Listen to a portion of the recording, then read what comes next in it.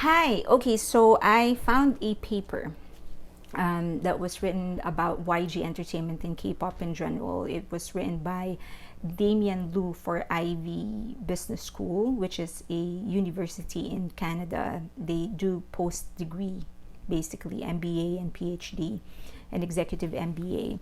And this specific paper is about YG, but he also revealed some very interesting insights and facts about K-pop in general, and so I want to share that. He did some he provided some wrong information, so I'm just going to correct those information, provided the correct information. But for the rest of the time, just I will try not to editorialize whatever he wrote. I'm just going to communicate it. Okay. Okay. So he started just describing K-pop in general. He said that despite the success of Gangnam Style at that time, South Korea was still not in the level that they wanted to be. They still weren't as profitable as other international music labels like Sony, Universal Music Group, and stuff like that. But they did jump from number 89 to number 33 in terms of the profit that they're getting from the music industry, but still wasn't enough. And so he backtracked and discussed the economic collapse, the economic crisis, the financial crisis in Asia at the time, and Korea was really hit big time. And so what Korea did is to make a plan. They said that they wanted to be the next United States of America, where everything is so cool, everything that America does and everything that America says is so cool that everyone will just consume whatever is coming from the United States of America. And the marketing tactic is through entertainment. And so they were actually the first ones that invested.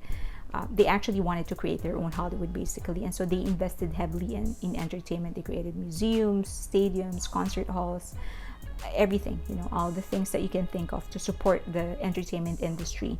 They do know, though, that it wasn't going to happen overnight, and they were right, because even at that time they were still going down in terms of revenue from music. By 2014, the South Korean government budget for culture and media was $5 billion. So to put that in perspective, the only other country that had a bigger budget for their culture and entertainment is actually France. They had 14.15 or something like that. And then she jumped to talk about So Taiji.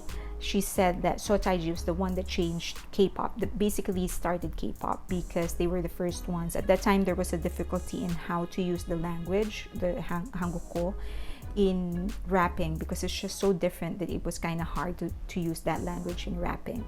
So she said that, or he said that, when the three came in, they kind of changed the landscape so much, because one, aside from dancing and aside from rapping, they actually hired professional fashion consultants so that they would look cool whenever they go and perform in front of the camera. They also did not just follow the trot and the ballad kind of trend of Korean pop at that time, so they really changed it. There's some sort of inaccuracy in there, because So Bangcha, who's also a trio as well, came way ahead of So Taiji, and they were already b-boying at the time, so they were definitely dancing. Of course, it's not in the level of b-boying that we know now, but they were already b-boying. And then there's Yoon Jing Yong, which is the very first the very first talent idol actually of SM Entertainment, and SM Entertainment was way ahead of So Taiji. I think Yoon Jin Young actually debuted, I think, 1988 or something like that, and so it was very much ahead of So Taiji. He also mentioned that because of So Taiji, SM put up its Isuman put up SM and started doing developing talents, which is not true, because if we're going to be strict about it, SM was actually already incorporated back in the 50s when Isuman was already a pop singer, and then he was just unhappy about it, so he quit singing, worked for a while, went to the United States of America and studied there, and then went back to South Korea, bringing with him the influence of Michael Jackson and MTV. Okay, and then he jumped to industry revenue sources. So he compared the US and South Korea. In the US, the only source of income income of music labels from the singers are the actual song sales. But in South Korea, because the management company handles 360 of the career of the idol, then they earn from everything. But in 2013, South Korean music industry export totaled 277 million, but 85%, well, actually 80% of that actually was exported to Japan. So it was very much concentrated in Japan, and this was as early as 2013. In terms of recorded music, there was a decrease in sale because the access to internet went up, and so everyone was just pirating left and right, and so it forced the government to be very, very strict. So they instituted rules and laws and regulations against pirating. And then she talked about the difference between YG and SM Entertainment, and she said that in terms of digital sales, YG was ahead, but in terms of physical sales of the songs and the CDs, SM was ahead. And he said that it's because SM has a lot of writers, songwriters, and so they can produce a lot of songs faster. But in comparison, YG has a very concentrated, very small team that would write songs for them, and they would only work with this select few. And so he said that SM can mass produce, but YG produces higher quality songs. He did not provide any sort of like measure as to where he got the conclusion that YG was producing better music, because in a study like this you have to be very specific, because it's a study, so it has to be measurable. There you go. He didn't provide any metric as to how he concluded that YG's songs were better. But anyway, okay, next is concerts. So he said that it really depends on the company and the idol, but by far Girls' Generation at that time was doing a lot of performances in comparison to other singers and other groups. And then a lot of their live shows were actually done in Japan. And then there's the management. So one of the biggest change that happened is that the management of the companies of idols were able to get them into commercials and endorsements. It used to be just actors and actresses, but because of the management companies and them growing the popularity of these idols, then they were able to secure some endorsements, which is a big contribution for the income of the idols. And then she went into the factory model and how idols are developed. He said that there is an estimate that there are at least 1 million people who want to become idols, but less than 0.1 succeeds in actually becoming a trainee or an idol, and even lesser, even if you do debut, it doesn't guarantee your success. Okay, and then he went back into discussing the revenue model. So he said that in the United States, Lady Gaga actually signed a 360 deal with the label, and so that's very much like what is happening in Korea. It's very much, he mentioned that this model that is being used by South Korea in managing their talents is actually very Motown. That's how Motown operated. They tell you what to sing, how to act, what to wear, how many shows you're going to do, and stuff like that. And someone, according to the paper, someone commented that the Motown model actually owned you. They owned your likeness, your touring, publishing, record royalties, made the record deal, told you what to wear, they told you how to walk. It made for great entertainment. But if you look at every one of those artists, what happened? Sooner or later, they said, I'm not going to go on the road for 200 shows for you. I'm an artist, so I'm a creative person. And then she described, he went into the allegations against SM, allegations of exploitation. He mentioned about DBSK when the 3 members left DBSK and put up their own management company, and they own themselves. 2 of them stayed with SM. And then there's the BAP lawsuit against DS Entertainment, and that's when people learn that how much they're getting, their cut of the revenues that they have. So they get 50% of live shows, the fees when they go to live shows, and 10% of music sales. And then he goes into YG Entertainment. He mentioned that YG Entertainment is very much focused on hip-hop because that's the interest of Yang Hyun Suk, which is the founding member of YG. The very first idol group, Kpop, 2006 actually failed. And so that's when, so he was bankrupt, and Yang Hyun Suk, that he was never discouraged because he's used to failing. That doesn't set him back. He just takes it as a challenge. And so he changed the management company and decided to put up MF Production. However, he came to a realization, Yang Hyun Suk came to a realization that he's not a manager, that he's actually a producer, and that's what he loves doing. And so he recruited his brother to do the business side of things while he concentrates on production. And that's when they launched jinusean. And they sold 700,000 records for jinusean, and they broke the record for the most number of record sales for that genre.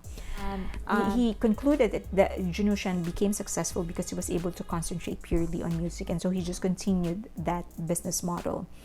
After that, he launched One Time, that became successful, and then he launched Bigbang, which became the most successful of all the talents that he has ever launched. That is also when he was able to establish the artist idol brand. So he said that he doesn't really just raise or manage or nurture idols. He actually nurtures talents. So it's very important for him to have his talents write their own music. And so he would use the personal stories of this trainees to promote themselves, to create a very good narrative around the band, and so that naturally attracts people towards that band.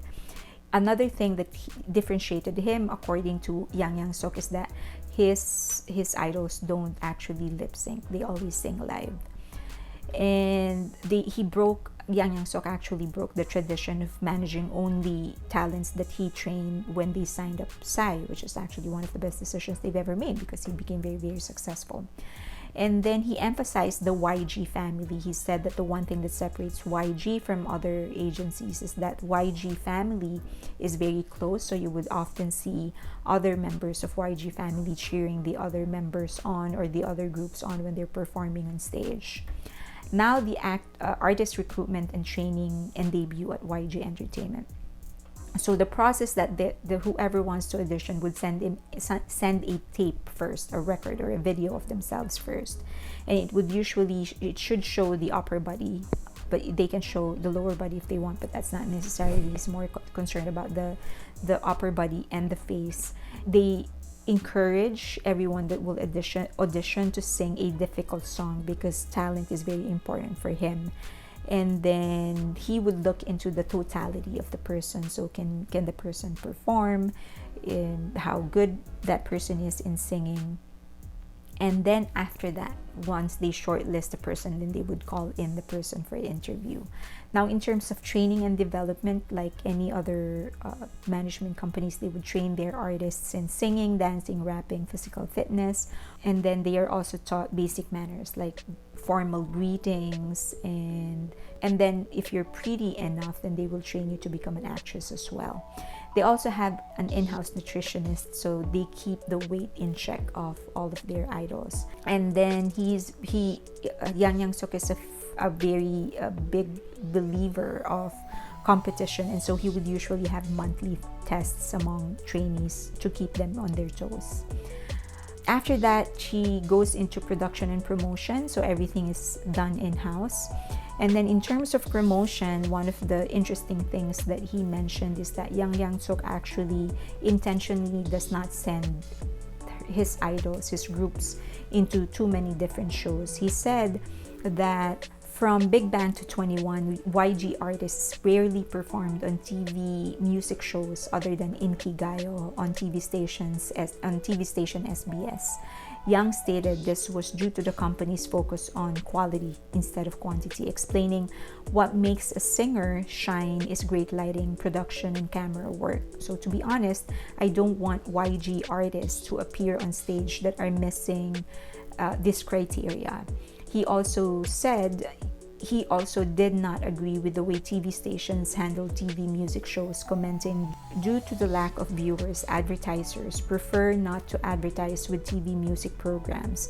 This leads to lack of production costs, and so many are speculating to this day why Big Bang very rarely appeared in TV shows. And so this apparently is the answer. It's because it's more concerned about the quality. And then he continued saying, because of the lack of production costs, it leads to over 10 groups sharing the same stage. How could groups differentiate in an environment like that? Instead, YG engaged in promotions by featuring their new artists in the albums of more established artists. So that's how they did their promotion. On YouTube, the emphasis was on creating high-quality music videos to create buzz for their artists. Okay, and so this is towards the end of the paper. He closed by mentioning the future of YG and Korean pop music. He did not provide any other answer.